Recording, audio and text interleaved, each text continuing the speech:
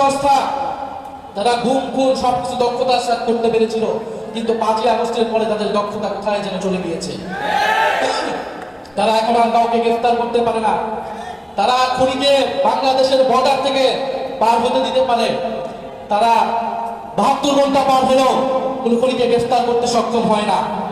ফলে শুধু স্বরাষ্ট্র উপদেষ্টা নয়, কোথা থেকে এই ধরনের খেলা চলছে সেই ডিপ স্টেট নিয়ে আপনাদেরকে কথা বলতে হবে, সেই গোয়েন্দা সংস্থা নিয়ে আপনাদেরকে কথা বলতে হবে। আমরা সুস্পষ্টভাবে জানি যে আমাদের সীমান্তের ওপারে যারা আছে তারা কখনোই আমাদের বন্ধু নয় এবং বন্ধু ছিল না, কিন্তু যেটা আমরা জানি না সেটা হচ্ছে আমাদের সশস্ত্র বাহিনীর মধ্যে তারা ঘাপটি মেরে দিল্লির খলনায়ক অ্যাসেট হিসাবে কাজ করছে। আমরা যেটা জানি না সেটা হচ্ছে আমাদের ডিজিএফআই, এনএসআই, এসবি, টিবি থেকে শুরু করে রাষ্ট্রের আমলাতন্ত্রের মধ্যে দখলে দখলে কারা কারা বাংলাদেশকে প্রত্যেক দিন বিক্রি করে দেওয়ার জন্য কাজ করছে। সোশ্যাল মিডিয়াতে আমরা শুক্রবার থেকে জানি যে কে কে এই শুটিং এর সাথে জড়িত। তারা মোমেনশাহী থেকে সীমান্ত ক্রস করে ওই পারে চলে যাবে।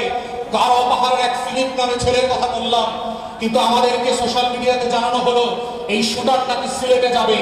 তারা জানিয়ে পুরো জাতির দৃষ্টি পরিবর্তন করেছে।